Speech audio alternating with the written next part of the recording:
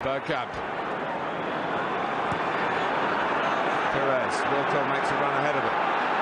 Bergkamp suddenly changed pace through the centre. It's Bergkamp. That's magnificent.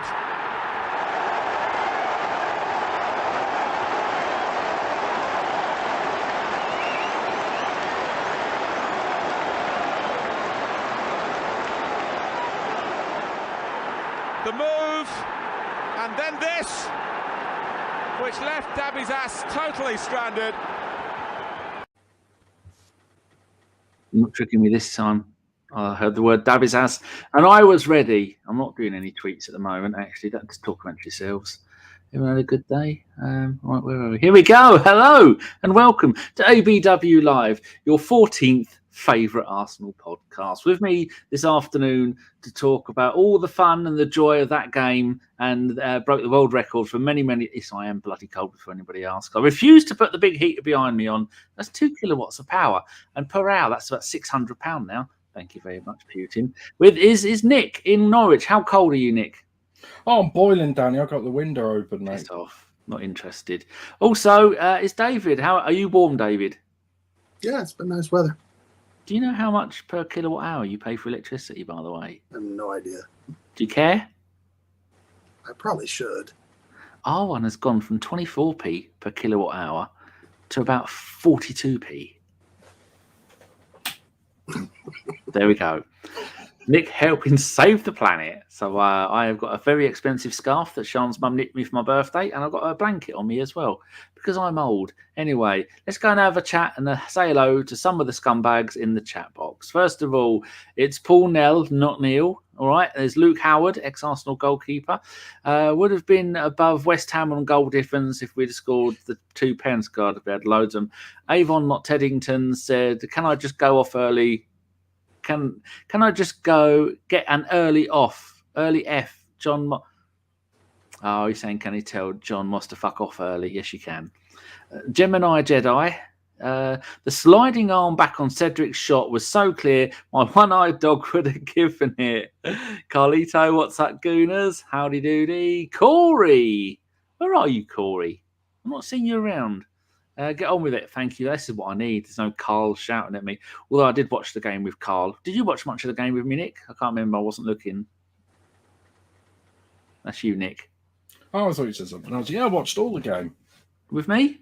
No. Well, I was watching it, obviously, legally. And there was no reason for me we went to the game. Yeah, I went to the game and I got back from Norwich in like 11 minutes. Excellent. Rudy, a good game from us, but needed to score more goals. There's another one from Luke. I'm only reading that stuff for people that I haven't already said hello to. Formerly Noza. Hello, cheeky monkeys. Carnage. Oi, oi. Thunder Road is there. Is that Waffles? Is that you, Waffles? Have you got anything to say? Is Thunder ever mean to you in the chat? Probably. I don't know. I try not to pay attention. Apov says, no, mate, it's my third favourite Arsenal podcast easily. Oh, bless you. Loki, 2-1 evening. Oh, Rocky says, much needed win today. Good to see Pepe back. Yes, it was. Doing his tricks and skills. Daniel is there. Hello, gents. Albert is there again. Hello, Gooners. No 3-0, but 3 goals. Should have gotten a penalty in the award of the first half. And VJ, the legend from the ABW comments section on YouTube, one of the few who can actually be bothered to type anything. Hello, VJ. Nice to have you here. Right, Nick, let's start with the lineup, shall we? I've made some notes. I might mess them up as I go along. Any surprise with the lineups? This could be a very short question and answer session on the lineups. Well, not really, because he's sold and loaned out every other player. So I'm pretty sure every Arsenal supporter would say, "Yep, that's the starting 11." And yeah, I mean, I suppose you could argue Pepe maybe, but you can't really take him out the side of Saka and Smith Rowe at the moment. So that's probably it, really. I think you can't really talk much about that, can we? I'm very cold. I've even got hand warmers here. These things are genius. You get them on the tax avoiding scumbags. It's also a phone charger. They're like 5,000 milliamp hours, and they warm up and keep my paws warm. Only about 15 quid each. So I've got 2 of them. Thanks that nobody asked. Daniel says, how sad we must be tonight? Probably very. Carlito, we could have been fourth today, so we're not conceded. Yeah, possibly. Then we would have been on the same goal difference, and I think it goes games against each other or goals scored. I'm not sure, one or the other. I think it's goals scored. Okay, well, we wouldn't have then. In fairness, Arteta's got squad down to the essentials. David, any shocks for you in the starting lineup? Was there anything you would have changed? No, I mean, they pretty nailed it. It chooses itself now. It does. Yeah. Right, sticking with you, David. I missed the first 9 minutes of the game because we got to the game late. And so 10th minute, double penalty claim. White went down, and that was, I don't think that was a penalty. Then the Lacazette one kind of reminded me of the foul on the Wolves goalkeeper with Lacazette. It was almost the other way around for that one today. Did you think either of those two were decent penalty claims? I measure penalty claims by whether or not Xhaka would have gotten a red card by doing that. So yeah, it's a penalty then. So is that a yes for both, no matter what? I mean, in all seriousness, I don't think the Ben White was, but the one on Lacazette was. There was an argument to be made there, I think. Yes, Nick, do you think either were penalties? Nah, probably not. I mean, the Ben White one, maybe. I think that's one of those classic cliches where if that was in the middle of the park, it'd probably give a free kick. But obviously in the penalty area, everything has to be a lot more... Well, for Moss, everything has to be really nailed on, like Crucified nailed on with him today. He didn't really want to give anything, did he? No, he didn't. I'm just looking at some of those other scores. I'm just looking around the scores today. The only one that really helped is West Ham drawing. Spurs are going to get spanked by Man City anytime soon, and that'll be 4 consecutive Premier League losses for Spurs. Oh, bless them. And Norwich nearly beat Liverpool until Liverpool scored some goals. So that made me sad that they didn't beat them. Right, where else were we? Anyone in the chat saying anything? Here we go. Thunder says, Waffles has a nice beard and a good set of hair on him. Certainly does. There you go. Shane says, seen you, Danny, over and over again. Richard's podcast, and followed you since then. Very happy to follow your channel. Love it. Thank you very much, Shane. That's nice of you. If anybody is new, do give the channel a subscribe, give it a thumbs up. And if you don't like it, then we'll do better. Oh, I haven't read Jedi's out. Defence is fixed, just attacking need doing. Yeah, that is very true. Will T. Boring football, but another win. Thank goodness for youngsters. Xhaka is a passenger. Well, we'll come to that later. Gemini, thank goodness for Saka and Smith. I think we're going to be saying that for at least the next decade. Carlito, Xhaka refused the armband. We'll come to that. Sai, everybody out. Rudy, not sure if City will beat Spurs. They are doing mad things usually against them. Have faith. Spurs will shit the bed. Right, Nick, 11th minute. I don't know if anybody else picked up on this. The last game against Wolves, Xhaka got booked early on for grabbing someone's shirt as they ran off and stretching it. 11th minute, Xhaka yet again grabs the shirt of his man as he turns him and runs past him. I was going to ask the question, is Xhaka stupid? But that's obviously the answer, yes, he is. Does he care? No, he doesn't. Is he ever going to learn? No, he isn't. So, Nick, is there a decent question based on that you could ask yourself? I think Xhaka wears a medium shirt. I think that's the best answer I could come up with, but I don't know. Probably the easiest rule in football not to break is pulling someone's shirt, and he just keeps doing it. And I don't know why. Like I said, was he 29, nearly 30? He's just not going to stop. He's just not going to keep. He's just going to keep doing that until we sell him, aren't we? David, what do you think to that? Because when I was saying it, you were nodding your head. You looked quite sad. He is who he is at this point, right? He's not going to change. So my beef, I guess, is with Arteta for keeping him. Why is he still here? I think we did. I'm not sure who made the decision that the extra $5 million that Roma refused to pay was the stumbling block, and whether Arteta could have done anything about that. I'm not sure that he has a say in the finances on the deal, so maybe that's down to Edu and Vinay. But we probably would have been better off this season if he'd have left. We definitely would have had more minutes on the field of 11 players. Right, next bit. While I got you, David, 12th minute, Lacazette scores offside. He broke too early. What did you see that? What did you think of that? That was quite bad of him. Yeah, it was well worked, but once again, it's Lacazette being Lacazette. He's. I mean, everybody talks about his intangibles, but he doesn't put the ball in the back of the net, and when he does, he's offside or there's something else going on where it gets recalled. So, I don't even know. Someone says Garnish as Xhaka was offside, not Laka. Is that right? I only saw the. Could be all right. Oh. I thought they were both offside a bit. Well, I say lean and offside. I think that's just a striker now, especially since they've changed the offside rule in the last 10 or 15 years. You know, Lacazette's been playing. I mean, they had the daylight rule and scrapped that. And the striker, they like to try and stay, on the defender's shoulder and try to stay level. But even if you're somewhat level, if half your kneecap's offside, you're offside. So I don't know if you can, if you have to basically retrain everyone to be a yard onside rather than be level, because level, you might as well be offside now, because I mean, David will probably say the same thing. How tight those lines are, that's silly, really. You're not gaining an advantage by having half a kneecap offside, really, are you? No. Or no, toe. You're not. But from what I remember, when they showed the line where they shade one half and leave the other half unshaded, Laka was leaning offside, and quite a bit of his body was past the defender. So yeah, he was offside. Kalito says he thinks it was Tierney offside. Either way, good Everybody bit of play. was offside. Yeah, good bit of play, and it didn't work because the new rules were an absolute mess. Right, Nick. This isn't really something to talk about. Partey had a shot in the 21st minute, was offside. Went wide. 24th minute, great interception by Xhaka.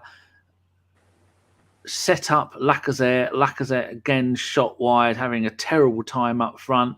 28th minute, Odegaard had a pot shot and that went wide. So on the 30th minute, Nick, 8 shots at goal, 1 on target, 73% possession, and 6 corners. Should we have done better? Yeah. Should we shoot more? I wouldn't say we should shoot more, because we were shooting quite a lot. The only problem is we seem to be shooting for the corner flag rather than the goal. And maybe we should shoot better and actually try to get. I mean, that Lacazette one just pretty much summed up his career, especially the last few years, where used to see, like, when we signed him and Chris said how brilliant he was, we go watch the YouTube highlight reel and he's like smashing them in from 30 yards into the top corner, and we see him do, have that shot. And like I said, that pretty much went out for a throw-in. It was really bad. And I mean, that's probably whether or not we are having like shooting practice. I don't know. I assume we are, but I don't know how Lacazette has forgotten how to score a goal. I've never known a striker to be able to score goals and then just forget. We'll come later on into it about some of the other stuff that he didn't do. David, would you have expected more, or do you think with the current Arsenal with no real strikers, do you think that's just bound to happen no matter what the situation?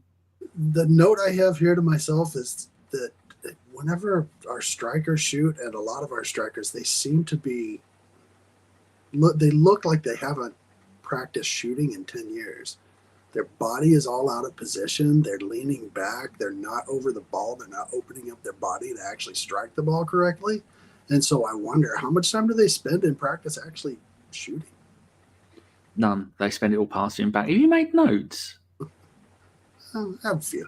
Well, you should have told me. Have you got any notes then? Before the only other note I've got now is almost no playing out from the back, mostly attacking down the right hand side. Because I thought that Tierney in recent games, Tierney's had a very easy. No, not easy. He's been very quiet with the amount of attacking he's been asked to do, hasn't he? Yeah. My only other note is that at one point we had over 80% possession. Yeah, I've got. I made like and people complained about the Wenger years, but that's fine. You what, Nick? I think I made like 2 notes left at the end. I think there was another penalty for a handball, possibly just before the end of the first half. What did you think of that, Daniel? Or can't you remember that completely? Yeah, 37th minute. Cedric has a shot, hits it, and it hits low and hits the elbow of the Brentford player as he was going down. No penalty. Didn't even take 30 seconds, 10 seconds, 5 seconds to have a look at it. Just straight away, they all went, no, that's not a penalty. Did you two think it might have been a penalty? Do you want to go first? Yeah, sure. It could be a penalty. I think it would be a little bit harsh. He was facing away from the ball and was sliding across the pitch. I don't think his arm was in too unnatural of a position. He certainly wasn't reaching for the ball. But yeah, those have been given before, so why not? Nick? Yeah, I mean, especially what we've had the last 18 months, and particularly at the start of, I think it was last season, where they were just given handball for everything. One of the hilarious ones was when where it hit, I can't remember, it was a Spurs play, where it hit him from behind and hit the back of his arm when he was jumping up for a header, and they still give it. So it's just weird with handball and rules in general. Like, we all used to know what handball was. Has he deliberately handled the ball or not? Which most of us know what that is or not. But then they come up with these weird interpretations of the rule to make it more complicated, talking about the length of your shirt and natural body positions and things like that. You know, I mean, I think 5 years ago, we'd have all said nah, because it was just too close to him. He was only, 2-3 yards away, and he did blast that at him. But like I said, you're sin and given, and that's just like that word again we always say, and every football podcast has been saying for the last 5 years about referees, just consistency in the decisions. Please.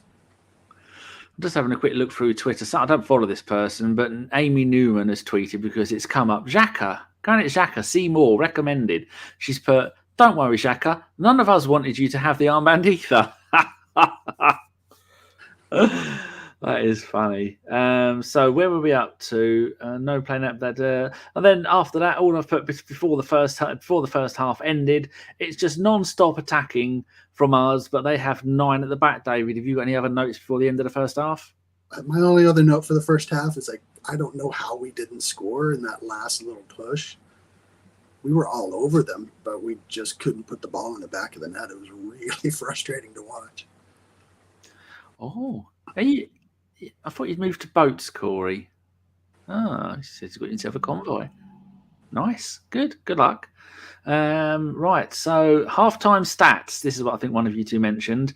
16 shots, which is the Premier League record for this season. 2 on target, which is not a Premier League record for this season. 80% possession, which I think you said earlier, David, and 9 corners. I mean, you look at that and say, okay, that was the stats. What do you reckon the score was? What do you reckon? What would you have gone with, Nick, if you had to have a guess for any game, not just Arsenal? Because given it Arsenal, that's a bit of a giveaway that it's going to be either 0-0 or 1-0. Well, you'd assume 2, possibly 3 at least. You know, yeah. That'd be a fair assumption. But didn't we have something similar a few months ago where we had something like more shots than anybody else in the first? Is that the one we just beaten, or was that over the whole game? Sure was something similar with shots at goal in the there first was half. a few games ago. I think it might have been, was it Burnley or someone like that? Do you remember, David? Mm-mm. No. Remember. I'm just looking here. Liverpool today had 29 shots and they had 8 on target. That's probably even more frustrating. And Burnley, let's have a laugh and see how many Burnley had on. Burnley had 10 shots, 3, and how many were on target? 4. That's not bad. I think they have more on target than us, is what you're saying.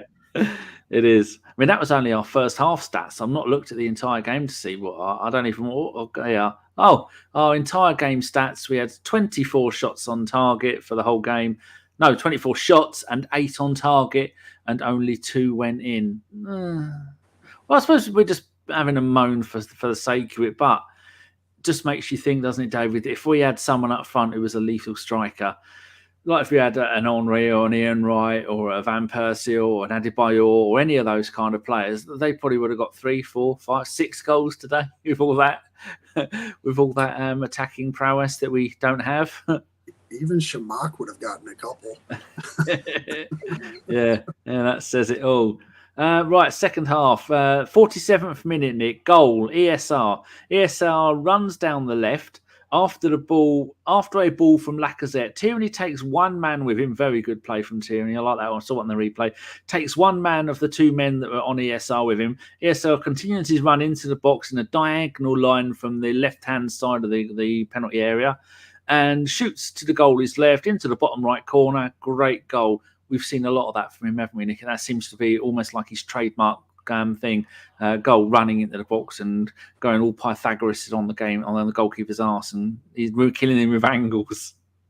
Yeah, I just love the lad. I mean, I just want him to sign like a 10-year contract and just give him give him whatever he wants. Obviously, just whether or not. I mean, he's got to be putting his name in the running for a captain, if depending on who's going to get sold in the summer. And I just love a midfielder that just runs into the box and have a shot. I mean, one of my notes I put down, I was trying to think to the last midfielder we actually had that actually did that, and the only one I could think was Cesc. I honestly can't think of a midfielder that would do that and I think that's why the goalkeeper was sort of caught slightly flat-footed, because I think he got a hand to it, and I think if it had been a little bit, he maybe would have saved it. But I mean, I'm glad he didn't. But I just think they thought, oh, that's Arsenal. They're going to get to the edge of the box and just pass it out to the wingers and do their usual side-to-side crap up and down the pitch and probably end up back with Ramsdale. And he just, like I said, I'm just so happy for him when he just got it. And I was actually, I jumped up. I'm sitting down, so I banged my knee trying to jump up. And I was just happy that he scored the same as Saka. And, I mean, we said a few weeks ago when we come back after the break in Dubai that, who's going to be our top goal scorers, for the end of the season. And we were talking, most of us were saying, Smith Rowe or Saka and stuff like that. I mean, I said Lacazette, so obviously I don't know anything, but, because I wanted it to be Lacazette. But I think it's like Dave said earlier, these boys are keeping us in the chase for the top four because our strikers are just not really doing their job, but both of them. Goals in the Premier this season, David. We've got Smith Rowe on 9, Saka on 7, Martinelli, not a striker, 4, Ødegaard 4, Aubameyang 4, Lacazette 3, and that's it. So all in our entire Premier League season, our two strikers between them have scored 7 goals. That's not a recipe for success, is it? No, it isn't. And I mean, why they didn't sign a striker in the January window, I'm sure they have a reason. Either the person they wanted wasn't moving, or we didn't have the money, which the longer it goes on, the more that's what I think. Yeah. We didn't have the money. But yeah, we need somebody in the middle who can put the ball in the back of the net. And they don't even have to be Henry or, even Adebayor at his prime. We just need somebody solid who can hold up the ball, get others involved, and score on occasion. They don't have to be, because as we've been saying this, for the last couple of minutes here, Saka and ESR, they're going to contribute. And if you can get a striker that's going to bring them into the game even more, they're going to contribute more. I mean, as much as I'd love to have a 30-goal-a-season striker, I just don't see it happening. That striker isn't out there right now, at least not at a price we can afford.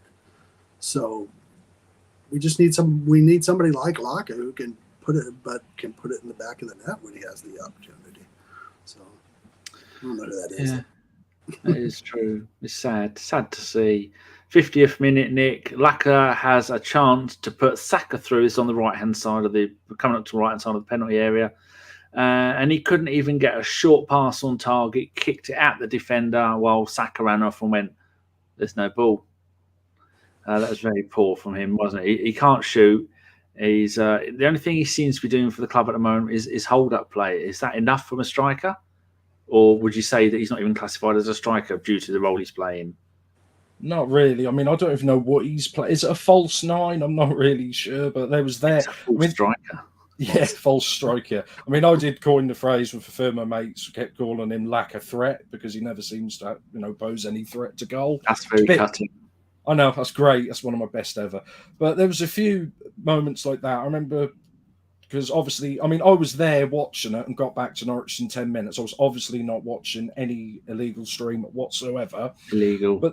But there was a few times where he ran through on goal to the right of the goalpost and he done a cutback and just missed everybody and never got anywhere near one of our own mans. And I looked and I thought, is that a replay? Or did he just do the exact same thing again where he just completely missed everybody? And I don't know what's up with him. I mean, well, I do know what's up with him. He's leaving in the summer. That's probably what's up with him. Is he going to...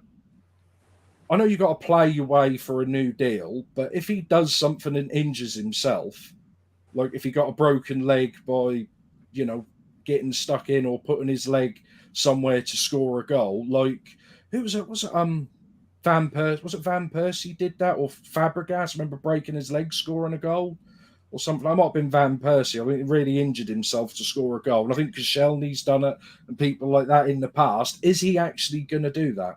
Or is he trying not to get injured? I vaguely remember someone saying that Fabregas scored a goal with a broken leg. Oh, yeah, that was the penalty. Sorry, Mum, I was getting confused with Koscielny. I think Koscielny, I think it was was it the whole game where he scored the first goal and the bloke wiped him out and he was almost broke his leg? No, anyway, I'm just saying, I don't think he's going to, put himself in a position where he'd get injured. So, Dave, is the answer to this for the rest of the season another 15 games? I think we've got 15 games. Just having a look there. Yeah, 15 games. Can Arteta justify playing Lacazette in that forward role, holding role, whatever you're going to call it, if it means that we're going to have 20 chances and score one goal against the bottom team, the worst team in the league? Can he carry on doing it?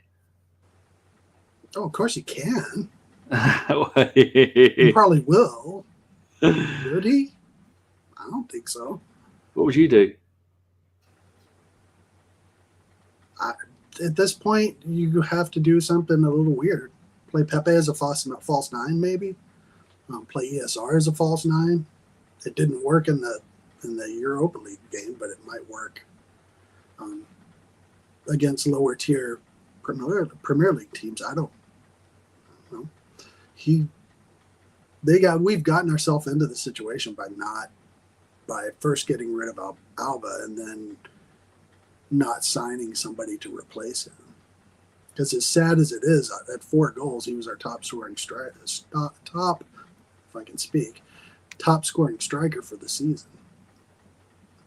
Well, maybe Arteta's and them lot at the club are looking at it that for every month that Aubameyang isn't here, we're saving ourselves £1.5 million, 1.2 million, something like that. And maybe Vinay sends a text to Edu, or Stan sends a text to Vinay, Edu, and Arteta once a month with ka-ching, bags of money emoji, 1.2 million saved. Thanks, lads. And see you in the summer. I don't think that's the case. I think that we're not it definitely isn't the case. I don't think we're as liquid as everybody likes to say. I think we are. I know that to sign Pepe, we leveraged the farm, right? And last summer, how many loans did we take out to sign all of the players that we signed last summer, and how is that affecting our finances? Yes, Spurs are 1-0 up. The Juventus reject, Dejan Kulusevski. Don't ask me to say that again. Scored with Son with the assist. He seems to be playing in a two number 10s behind the Muppet up front. So there's some people there. You've got that. Loki says Lacquer's like a Betamax in the VHS world at the moment. 4 minutes. Amanda is there. Wonderful 3 points. 15 cup finals to go, and we need a striker. We do. If you go to the Same Old Arsenal podcast, I was on there with Amanda last night and Melvin. We had a right old giggle and a chat, and Amanda made Amanda. Danny, did you know Amanda was at Anfield 89? Not many people know that. She wasn't. She only started supporting Arsenal in 2004 like everyone else. Blasphemy. Rudy's got a quote for us. We want to win every game. As I said before, we want to try and give a big purpose to the season. Things change very quickly. That's much of a nothingness, isn't it? Another part of the quote. Oh, here we go. It's continuing when things change very quickly. It's really difficult to win matches in this league. We need to prepare for the next game and go again. David, what have you got to say when he says it's really hard to win matches in this league? What would be your reply to him? Thank you, Captain Obvious. I mean, he's not wrong. That's the thing is in his interviews, he usually says the right thing. He sounds really good. But when the rubber hits the road and he has to actually put together tactics and choose a side, that's where it kind of falls apart. But yeah, I mean, what do? We won. It's 3 points. Go to the next game. That's all we can do for the rest of the season is focus on the next game and win it. Yeah, the history books aren't going to go little asterisks. Lacazette didn't really do much, and we had plenty of shots on goal. I was just going to say 2-1 win and a W. Not even win. More quotes here from Arteta. Arteta on if the Brentford opening day defeat was added motivation for today's win, and Arteta said, that helps and the scar was there and it certainly felt it. I tried to transmit to the players that we should now not forget how we felt after that game. Well, most of the players who played that game aren't here, are they? What do? Send a telegram to Aston Villa, another one to where else have they gone? Middlesbrough. Someone at Middlesbrough said, Balogun, you got a telegram from Arteta saying don't forget how shit it was to lose. Yeah, that's not happening. Right, where are we up to? Lacaz's chance, 76 minutes. Lacazette goes after the ball, falls over. The ball goes out wide to Odegaard. I might have got some of this wrong, people, because there's a whole lot of kerfuffle. So the ball goes out to Odegaard on the right wing. He runs with it at the goal and passes it at an on-running Pepe, but their player barely puts it out for a corner. Pepe had a chance there. Nick, yes, Pepe looked, I think the point I'm trying to make there, and did badly. Pepe came on and looked lively, full of all the tricks and skills, and was a bit of a goal threat, wasn't it? Or a goal creation threat at the very least.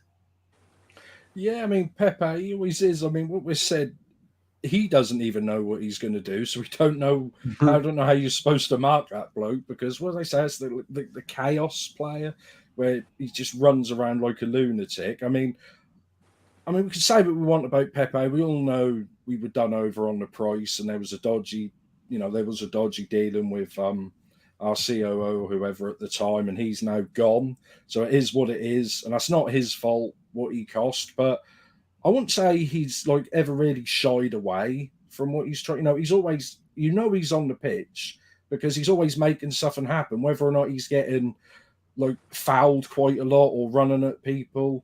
And like I said, because Saka and Smith Rowe are actually scoring, are only keeping him out of the side. If those two stop scoring, he should probably be in the starting lineup. Yeah, David, you agree with that as well, didn't you? He was looking dangerous when he came on. And compare him to how dangerous Eddie looked when he came on, both in the same game. Did Eddie come on? Apparently. Pepe came on in the 75th minute. Eddie came on 9 minutes later. Compare, David, your thoughts on comparing how Pepe took the game and how Eddie kind of went, what do you want me to do? Again? Yeah, I mean, he's got the talent. We all know he has the talent. We paid the money for a reason. Did we pay too much? I don't know. I don't really care how much we paid for him. He's definitely got the talent, and he needs a consistent run, I think. Just coming off the bench, he did well tonight. He did better than, honestly, I expected him to. So, against a very determined Brentford side, I mean, yeah, they may be going down, but they're very well organized at the back, and Janssen is a beast. The dude is huge. And so I thought he did really well coming on, as opposed to Eddie, who, Nick said, did he come on? He kind of disappeared. His biggest contribution was trying to figure out who the fuck to give the armband to. Yeah. He eventually gave it to the right person, at least. He did. Then we go to our second goal, Nick. Saka, another break from the back. This is the one I think I might have got messed up. The middle bit, I'm not sure of. So another break from the back with Partey, makes a run down midfield. And I'm not sure what happens after that. But then you see Laka trying to get round one of their players. Their player kind of trips over Laka. Did Laka get a touch and put the ball out to Saka? Is that what happened? Because my notes are incomplete. Yeah, I think so. I think that was a bit scrappy where I think they both sort of kicked it at the same time and it found its way to Saka. I mean, Lacazette will claim that as an assist, obviously. Mm-hmm. And then obviously Saka just done what he's been doing for the last, 2-3 years, pretty much since he broke into the side. And I'm still not sure what foot this boy is. Is he left-footed or right-footed? I still don't know. He doesn't... I've never seen like such a two-footed player, especially when it comes to scoring goals, since probably Santi. He was, so good with both feet. And he just blasted it in. And I don't know why. I just love a goal when it comes in off the post.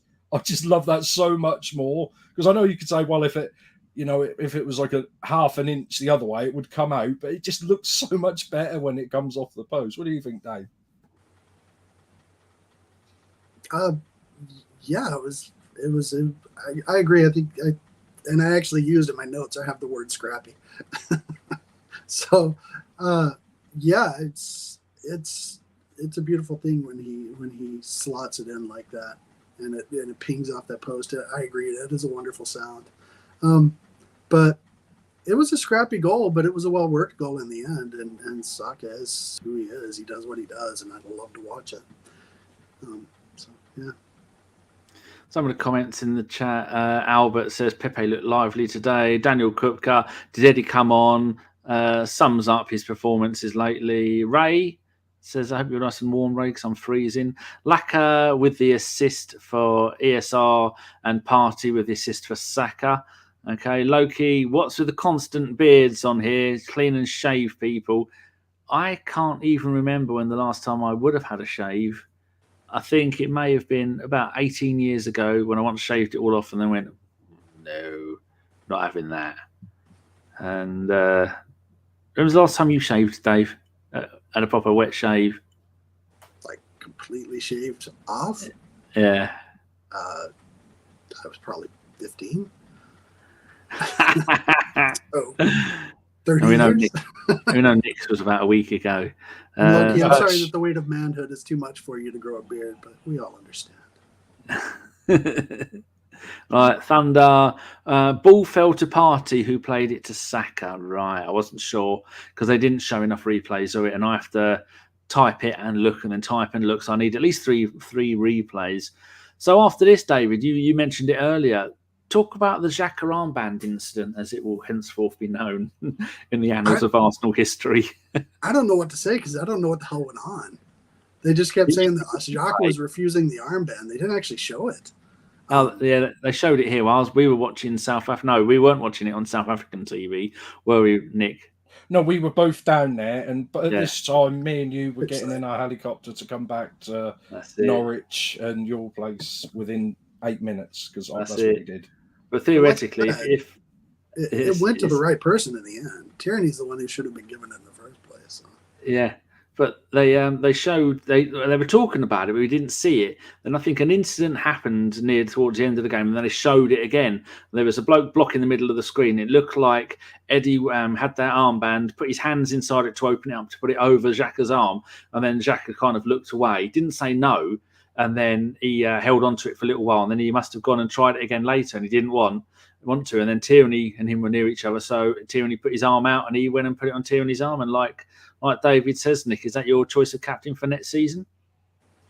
Yeah, I mean, between him and Ben White, I'd be happy with either of those, captain or vice captain. I know Tierney's been here like a couple of years longer, but I do prefer a centre-back as captain because, where they stand on the pitch, they can actually, see the whole game in front of them.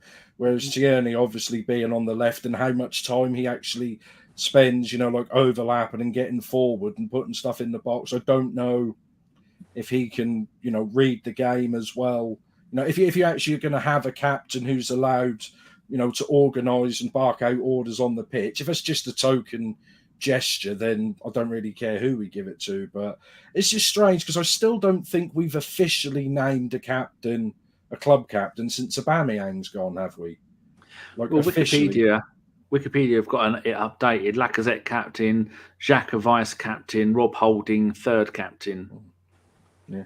Well, I can't remember seeing it, but like I said, most of those aren't going to be here. But it's weird with Xhaka because obviously they stripped it off him when he had his little hissy fit on the pitch a few seasons ago.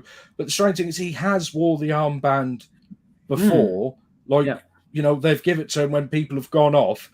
And I can't remember the game. I think there's at least one or two where he started as the captain as well.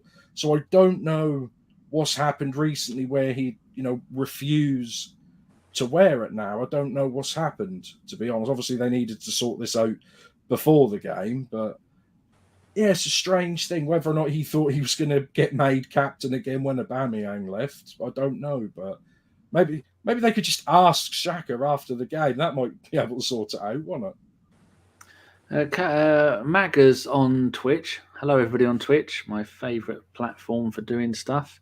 Says, Ramsdale question mark. David, do you think it's good to have a goalkeeper as captain?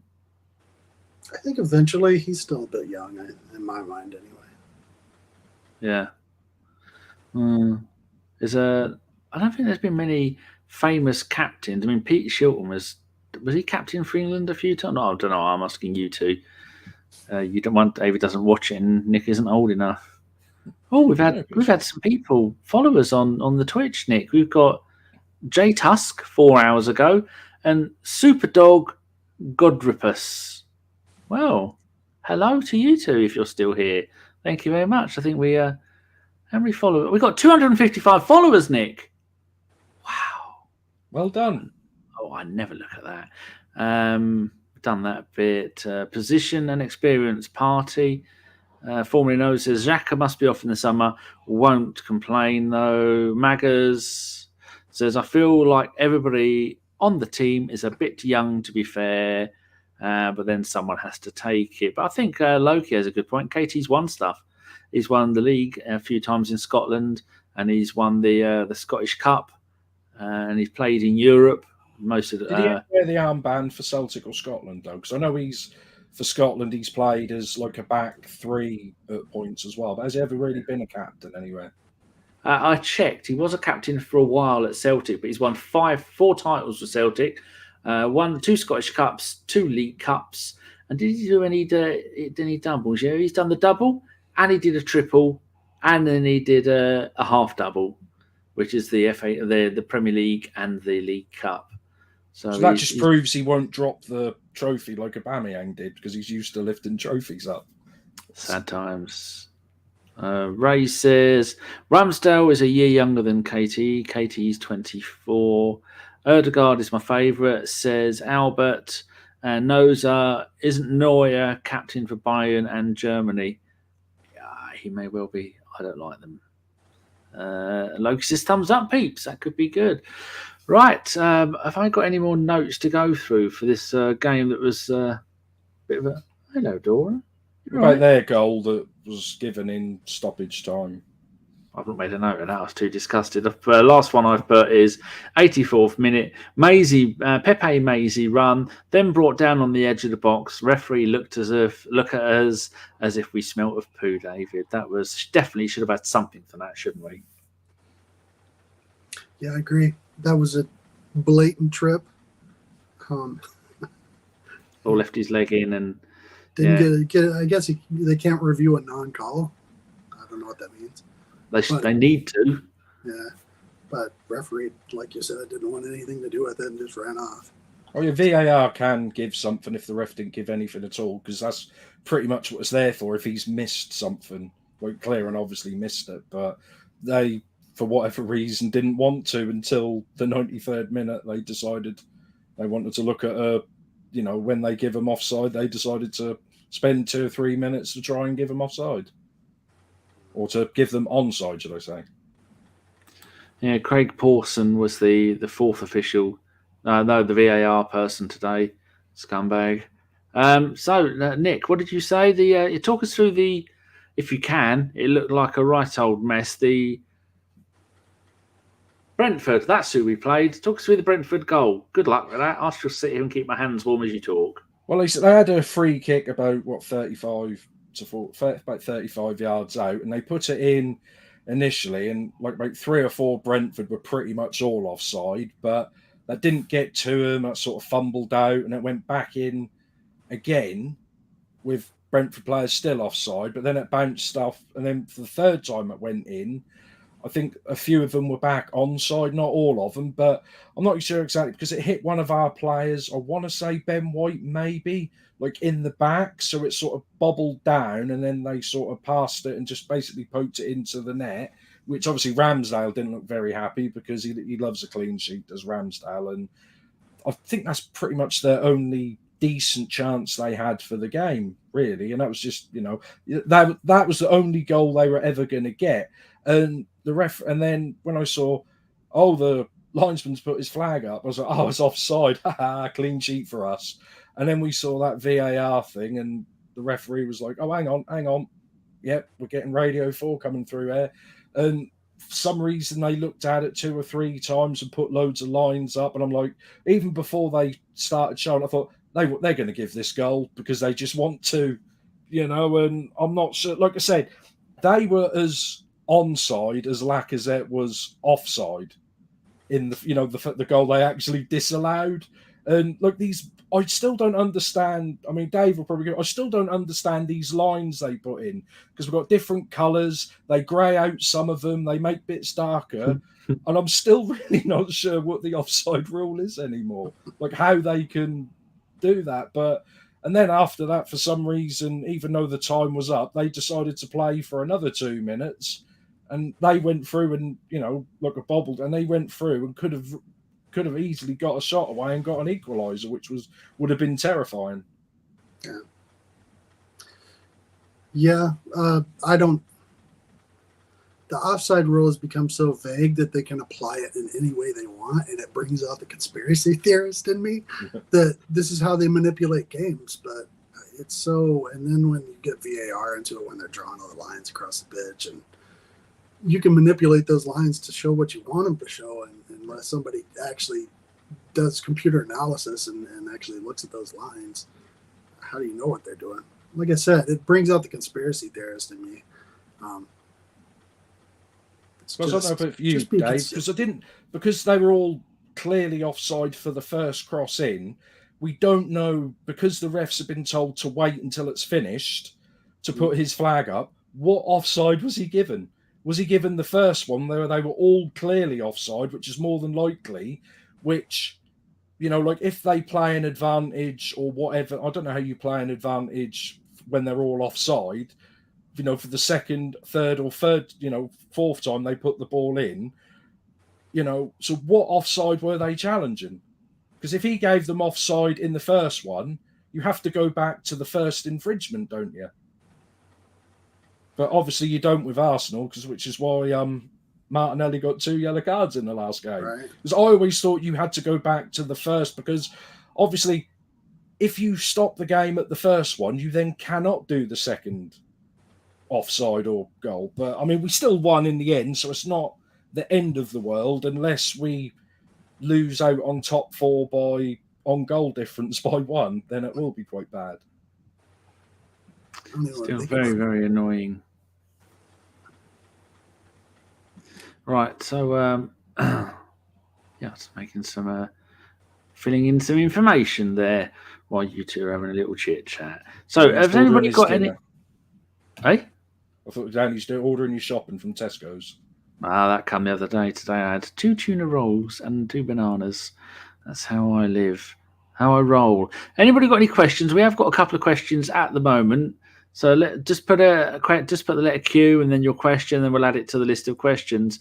David, is there any more points about the game you'd like to make before we move on from this and wish it never happened? Nope, I've exhausted my notes. Nick? No, I deleted my notes now. I've got video game notes up for my video games podcast, unless you want to talking about those. That's a few times you mentioned. Now, what is your podcast? What's it called? Some 360 Gamercast. Or you don't even like the 360. You're a PlayStation person. No, I hate PlayStation. I don't have anything to do with PlayStation. What's it called? I hate them. 360 Gamercast or 360G. He's changed the name several times, but that's obviously on, the iTunes, Spotify, and everything. But that's also recorded on Twitch live every Sunday night at 8:30. Oh, I think that's on a different name, which is always fun. That's under Webby360G. Oh, you need to have continuity of names. I'm afraid that's how it works. Yep. You need to have a word of him, tell him to sort it out. I will, but he's in charge, so he pays. So how many of you are there? 5 or 6 when we can be bothered. You know about that, though, don't you, Danny? It's the bane of my fucking life. People who can't be bothered to turn up for podcasts. Well, it's too much like hard work. Yeah, scumbags. So is it just the two of you that talk, or is there more? No, there's 4 or 5 of us who get on there, but obviously some of them ain't about as much as they used to be. Yeah. Because everyone's got lives, apparently. No. Yeah, no one's allowed out. No such thing as lives. People need to stay in where it's safe. So, yes. David, you said you've got no more points. I'm just getting a tweet ready for the end of the show. So where was I? We are here. I'm clicking that. Oh, here we go. We have got some questions. I'll save that one. Loki says, play FNV, Nick. I don't know what that means. Never heard of it. No, me neither. I think Loki's making it up. Right, we have a question here from the first one we got in today from Sai. And I'll give this one to you, Dave, because I know how much you love talking about Xhaka.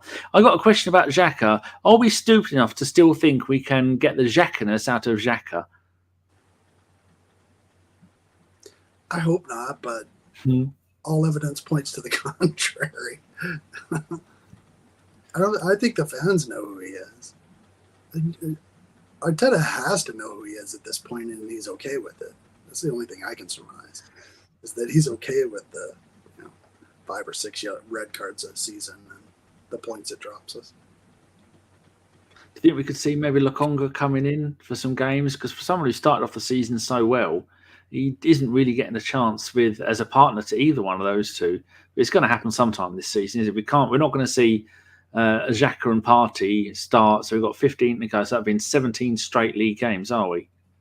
Well, no, because they're probably going to get sent off, aren't they? Cheeky. David? I hope so. Sambi's talented, but he's young and he needs minutes. He needs experience until he gets it. What are we going to do? Send him out on loan? No, can't. No. Right? So right. May as well Next play him, because Xhaka is not the long-term solution. We all know he's leaving as soon as he can, especially after today. If he actually refused the armband, do you think they're going to go all in on that, Dave? What's that? Like the media, do you think they're going to go all in on this armband thing and make it a big thing? Of course they will. They'll have a field day with it, whether it was anything or not. But, yeah. So, but I mean, if he doesn't do anything about it, then Arteta's all tough stance on discipline is, as most people know, is complete bullshit, and it'll be shown for what it is: a fragile ego who's afraid to make decisions when it matters. Good. Right. Next question for you, Nick, from Will T. Question: if you was a striker, would you want to play in this team? Considering how the play is and lack of forward service, it's a Pep formation needs those kind of players. I think I just about understood that. I think they're saying, are we just going to not bother playing strikers like Man City do? Because we might as well do, because they're not scoring, are they? I mean, if we're going to play Lacazette and, depending on if Odegaard's playing, if we're going to play Eddie up front, that just doesn't seem effective at all. So we could theoretically put Pepe in as a false whatever somewhere and, just play loads of midfielders and hope for the best. I mean, this is why Arteta's getting paid the money. He's done what he's done. He's sold who he's sold. And, I mean, I respect them for not just wasting money and buying anyone. I mean, they was talking of, like, Morata and stuff like that, and he's proven he can't do it in this league at all. And, I mean, they did try, as far as I'm aware, to get the I can't say half of their names. I'm glad I didn't know. But who was it, Danny? The two strikers, Vlahovic and Vlahovic. Yeah, that one, and the other one. And they were talking about 60, 70 million for the other one as well, who's probably not worth that. So, you shouldn't really pay that for someone who's, only had like one good season. And, so I'd rather them buy a good player than buy someone just to shut up, Arsenal negative Twitter, because if we sign them, they're still going to be here for 3-4 years if they're not good enough. And then we've got another player here that we've got to try and ship out. So, like I say, keep your powder dry and just go in the summer. You were going to say something there, David? I agree to a certain extent that, I don't want to just sign anybody to sign somebody, but at the same time, you should have a plan. Yeah, not something we've bothered with too much over the years. Oh, another question there. I'll add that to the list. Righty-ho. Right, that's one for you, David, from And Lots of Numbers. Do Premier League referees have to attend mandatory training, i.e. to improve their refereeing, in quotes, skills, or lack of, such as John Moss has, or have their eyesight tested? Because you see the referee today, he was old, he was fat, he was balding, and he was grey. That bloke has no place on a pitch, does he? I mean, referees should be in a peak of physical condition, not just okay for a bloke in his late 50s. Yeah, I mean, when you're in that sort of shape, you're extending that much effort. It tends to take from your mental faculties, right? So the more tired you get, the less coherent your thought is. I know personally how that feels.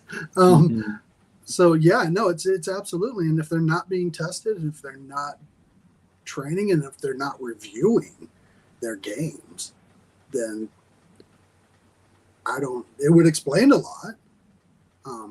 But it seems like the minimum amount of professional behavior that we would need from a referee in a league like the Premier League, which is a lot of people will argue is probably the best league in the world. And a lot of people would argue that they're some of the worst referees in the world. So we've definitely got some of the older referees in Europe. I think are retired, or I don't think we actually have a mandatory retirement age for them. I think a lot of Europe, I was talking about this with my dad before the game, a lot of it in Europe is like 42, 45. I think ours was a few years ago 48, but they can basically review that and keep it going. I remember, it's going back a few years now. I think it was Phil Dowd. He was a big boy as well. He dwarfed Danny. That's how big he was. I remember when Sir Alex, and I remember Sir Alex Ferguson absolutely called him out and nicely said the gentleman cannot keep up with play because of his size, and he's deliberately blowing for fouls that are not there to catch his breath, which I'm not a lover of Fergie, but he was pretty much spot on when it comes to that. But that's just our referee system. I think we've got one of the only referee system in Europe that doesn't have any kind of, monitoring, to make sure, checking their stats and fitness and stuff like that compared to the rest, like an outside source to keep an eye on them. They just all do it internally. So you just have to prove, you have to just hope that they're not crap. Yes. Quick Maitland-Niles update. Roma at home to Verona. Roma are playing a 3-4-1-2, and Maitland is on the right-hand side of the midfield four. They're currently 2-0 down with 40 minutes to go, and they don't seem to be doing that well. Good. Never mind. So, right, on to another question. That's been on there for ages. Question for you, David, from Rocky. Have we got a big enough squad to get top four? Oh, that's a good question. It's 16 games? Yeah. We have a big enough squad to play 16 games. Looking at the stats, I think 19 players who have played the most minutes in the Premier League this season. We've still got 18 of them at the club. Mm-hmm. Yeah. So there you go. Katie's got a question for you, Nick. Do you think we have a chance of winning our games in hand with this team? After today, I'm concerned so many chances not converted. So the games in hand are Chelsea away, Spurs away, Liverpool at home, in no particular order. Well, I suppose we have a chance of winning all of those, but like I said, we're out of everything apart from the league, so tiredness should not be an issue. Injuries through tiredness also shouldn't be an issue. No one should be getting tired because they're in the red zone. And I mean, we could have a chance, but it's like I said a few weeks ago, it's going to be so close, this top four. I don't think anyone's just going to, up until Chelsea scored an 89th minute winner.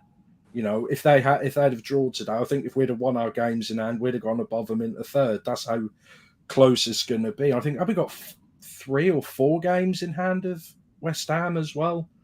4. Above us? 4. So that's strange. We're coming up to the end of February and we got 4 games in hand to play. Well, now it's 3, but it was 4. Oh, yeah, it was 4. But yeah, I mean, they drew as well today. But yeah, I mean, Arteta's just going to have to work it out. I mean, he knew in January what he was going to do. I think we've all said it's all down to if he can't get Laka and Eddie to score goals, or to get Eddie to score a goal in the Premiership this season, because one would be nice, then it's the midfield. They've got to score enough to get. And if it's all down to midfield, we're going to get these scrappy 1-0, 2-1 games, aren't we? I've just remembered we were doing the preview show, and I said, I don't remember us playing Man City 3 games ago. I remember us playing Man City 3 games ago. Now, it's one of the most impressive attacking displays in the first half I've ever seen us do. That was the game 3 games ago. So if I could let myself know that from about 3 hours ago, that would be very, very good. That one. Question for, so we've done that one. For David from Julio Salmondo, currently on the run from the FBI. Nobody knows where. Any thoughts on us just getting a freebie striker in? I think, are you allowed to get players that are free agents? Or is there a window where that ends? Because I'd have thought it can't be as easy as, you're not doing anything. Come play for the Arsenal.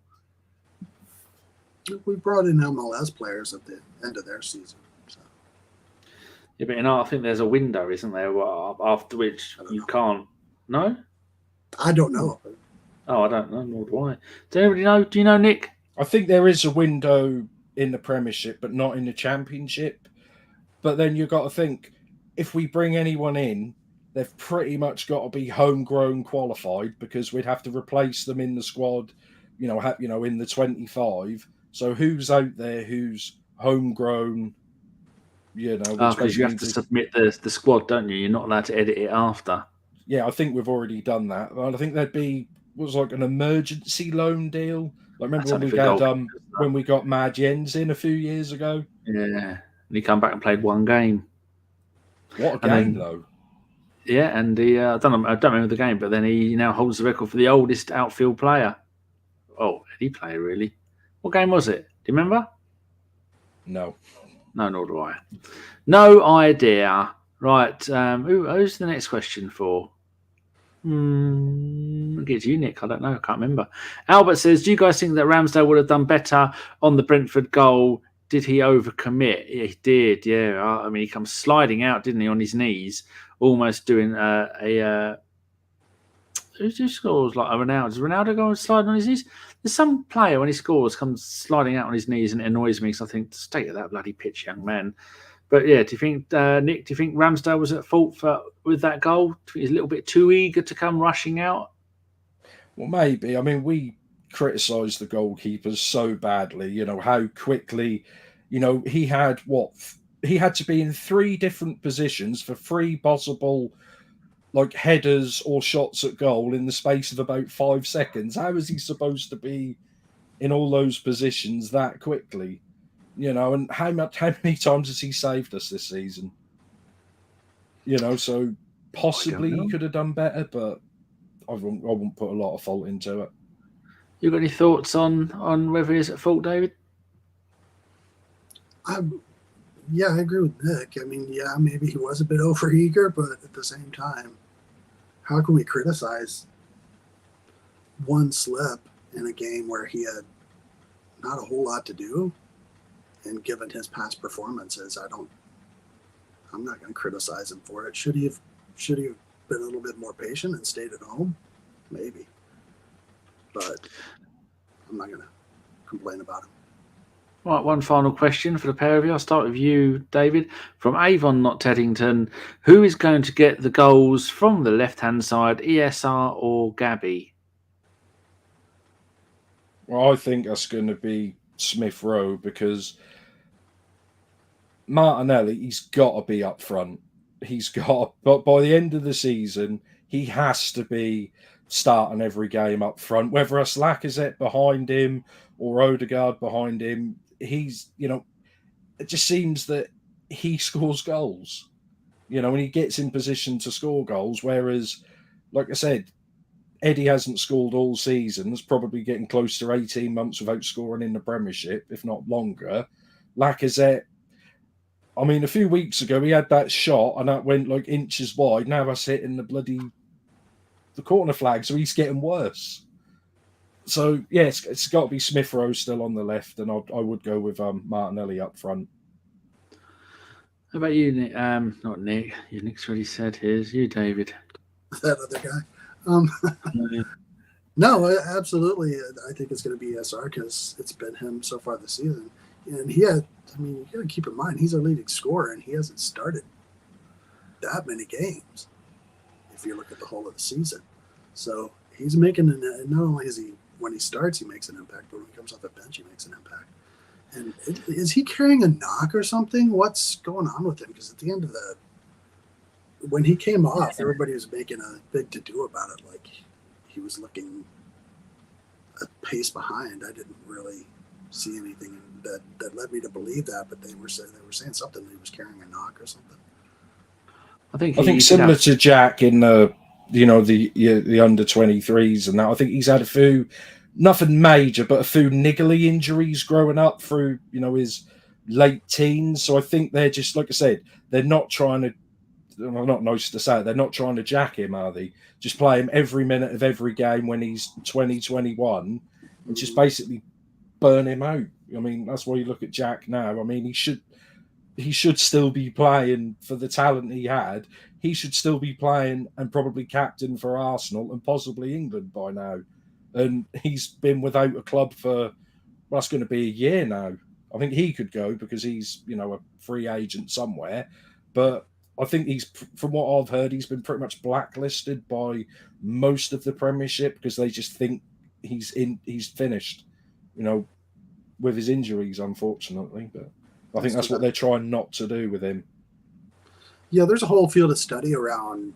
It's called repetitive. I can't remember the acronym, but it's a whole repetitive athletic injuries where kids who start playing sports really young tend to develop the same types of injuries over and over again, and it becomes chronic, and it ends their careers early. I read a whole paper about this probably a couple of years ago. It was fascinating, and it made me sad because of the whole focus on youth sports here in America. And everybody wants their kid to be the next Tiger Woods, the next Tom Brady, the next whoever. So they push their kids, and they end up being injured and ending careers earlier than they should have. So, yeah, that's good that they're trying to manage that, I think. Yes. It's just bad how much effort, how much they put on these kids. I mean, you look at the young girl in the Olympics, the stuff. I mean, I don't blame her for anything. She don't know what she's been taken. Just how they're trying to force these babies to just do things like that, all for what? Money and trophies? I know that's sort of what, that's what sports is about, but you've got to look after the person first, you can't do that to players at such a young age. And I think especially more in football now, because managers get so little time in charge, I don't think they really care the long term for these youngsters or players in general. I think that's one of the worst things why we have so many injured players. Yes, true. Right, we have some more questions there, but I can't do them because I've got to go and have a wee. Right, so we've been going an hour and 10 minutes. That's about 20 minutes more than I said we were going to go. It's been a bit of a... we've seen some good things and some bad things from today's game. We've won the game, which is the most important thing. No one got injured, which is also a really important thing. Shame we didn't keep the clean sheet. At least we've shown that we can create chances to score goals. It's just actually putting them away. And like you two were saying, I think it is important that Martinelli gets a chance up front because ESR has shown he's too good for the bench. He needs to play on the left-hand side. Martinelli needs to play up front. And then Lacazette needs to have a rest for a while, probably maybe 16 games. Same with Eddie. He can have a 16-game rest and then bring Pepe on to cause havoc near the end of the game. That seems to be the way it's going to work. So, yes, thank you very much, everybody, for joining us. If you are new, give this podcast a thumbs up and maybe give it a subscribe. We had 10 subscribers last week. That's amazing. We're in our 9th season as a podcast. Jesus. Come on, people. Pull your fingers out. I ain't here for the fun of it. Well, I am actually, but that's not the point. Nick, thank you very much for joining us. Where can people find you on the Twitters and maybe other podcasts? Yeah, on like Twitter, Twitch, pretty much Nick Fights on all that sort of social media stuff.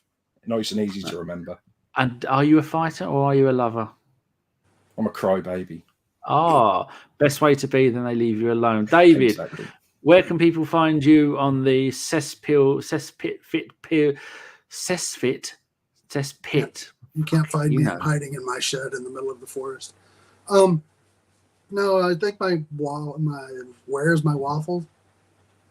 Where's my waffle? That's my Twitter handle. As much as I tweet, and then it's the same for Instagram, which I'm a bit more active on, but not that active. You've been a busy man building your guitar. It's looking very good. Thank you, sir. Who are you going to give it to? Yourself? I mean, it will be the first guitar I built from scratch, so yeah, I'll probably keep it. Good. Can you play the guitar? Anyway. It won't be that good of a guitar. It'll be fine. It's a learning curve, so I'll get there. Can you play the guitar? Yeah, I've been playing a long time. I don't play well, but I have fun. I play punk mostly. What's your favorite song to play? It's called McRad by... No, the name of the band is McRad. I can't remember the name of the song, but it's an old punk song, skate punk song from the 80s. It's just fun. Do you play any U2 or Genesis? No Genesis. I think I've learned a couple of U2 songs. War is probably one of, it's probably top 20 albums of all time. I don't like any of their other albums, but War is a fantastic album. So, yeah. Fair enough. Can't argue with that. Right, people, thank you very much to everybody in the chat. We will be back tomorrow night, actually. It's me and Mike Feinberger from the Gooners podcast, and we'll be doing our 10 p.m. Sunday roast where we come on and you think this was unorganised nonsense. You should see what's going to happen tomorrow night. 2 fat blokes talking about nothing for about an hour. So, you lot, we don't make any plans for it, and we come and say, chat, what should we talk about? And you tell us what to talk about. And then last week we covered films. I think we covered food and drinks. I think we covered as well. And other sports that we liked. And Mike mentioned ice hockey and then I fell asleep. So, yes, come and join us tomorrow, 10 p.m. UK time. So it's going to be 5 p.m. on the east and maybe 2 p.m. all the way on the west, possibly. I think that's right. Yes, look at me with numbers.